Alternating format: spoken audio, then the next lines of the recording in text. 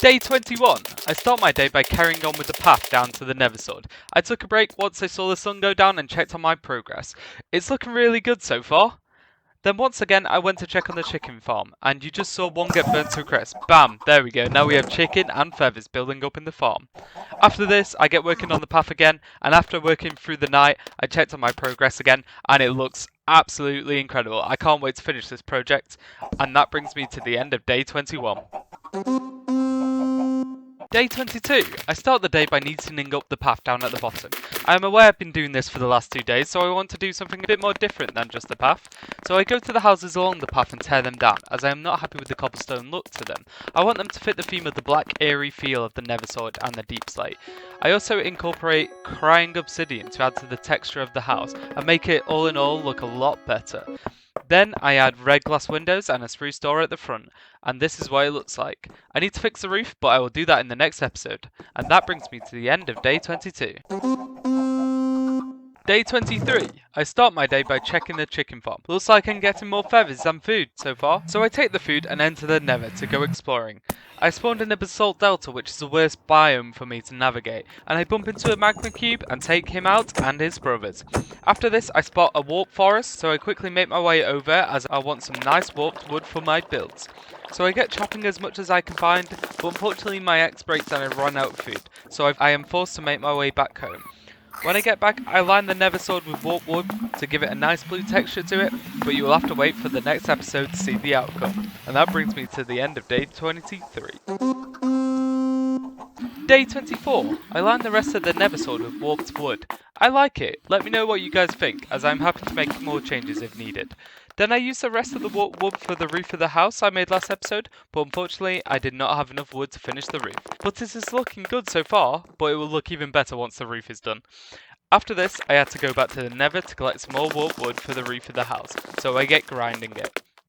Then I come back with 2 stacks of wood and get replacing the wood on the house with the warped wood logs. Guys, I know I don't ask this much, but please leave a like and subscribe if you're enjoying this series. And this brings me to the end of day 24. Day 25! I start my day by entering the Neversword. I fancy trying to find a Nether fortress today, so I start by traversing through the fun biome that is the Basalt Delta, and eventually I dig into a wall and find a Nether fortress. Upon entering, I find a chest with OK loot. I then find some soul sand and nether wart, which will come in handy in the future. I then take out multiple mobs, but I got too cocky and got humbled by a wither skeleton. After this, I got chased by another 2 wither skeletons, in which I blocked them off. Then I tried grinding for some blaze rods, so I killed multiple blazes. Then I realised my iron armour is almost broken and I have 2 pieces of food left. So I pillar back up out of the Nether fortress, and that brings me to the end of day 25. Day 26! I need to carefully make my way out of the Nether today with only 1 piece of food. And as you can see, trying to navigate the Basalt Delta was no easy task. But I take it 1 step at a time and try not to use my stamina so I can make it out alive. I had to utilise the basalt blocks I mined in the Nether and use them to make my way out with them as well. As you can see, I made it back to the portal in 1 piece and with no food as well. Food seems to be an issue for me right now, so I may need to work on a better food source soon. So when I got back, I made a brewing stand with the blaze rods I acquired and used the house I redesigned to make a brewing house, where I will be able to make potions for my travels. I made sure to deposit all the potion materials in there so I can come back and use them in the future. And that brings me to the end of day 26. Day 27! I start the day by hunting some fish as I was running low on food. Then after this I went to my chicken farm and I wanted to speed it up, but I let my chickens escape by accident. Oh my god, I let so many chickens escape! I need to block this hole up ASAP. Eventually, I got them all blocked in again, and after this disruption, I went back down to the mine and found some diamonds. So I quickly mined them all up, and I managed to find 9 diamonds in total, just from 1 vein. I am so lucky at the moment. After this, I went to my crafting bench and made a diamond helmet and diamond boots, as my iron armor was almost broken. I only need the leggings now. After this, I set out to start my new project, but for this project, I need kelp. Let me know if anyone can guess what the next project is. And that brings me to the end of day 27. Day 28! I start my day by going down to the sea and getting some water for my new project. I then make signs for the project as well. After this, I place water at the top of the mine, then I place soul sand at the bottom.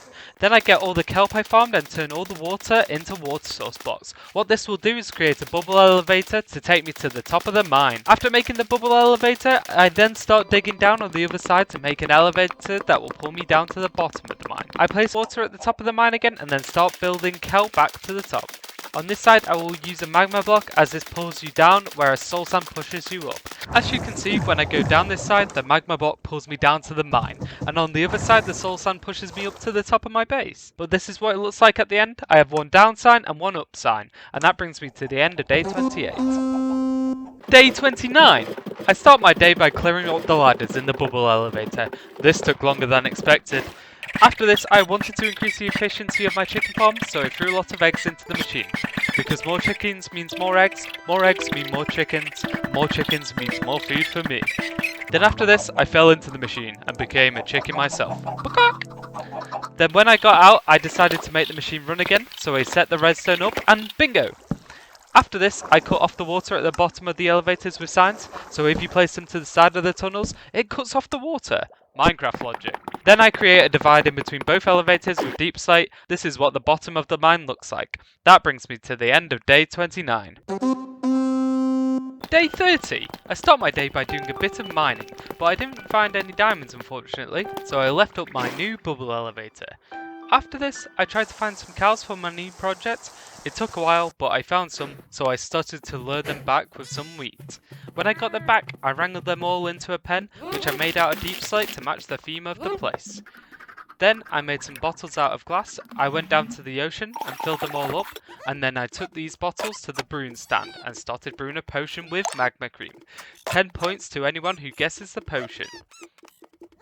If you guess fire res, you were correct. After making them all, I stored them away in the chest at the house, and that brings me to the end of day 30. Ba-doop-ba-doo.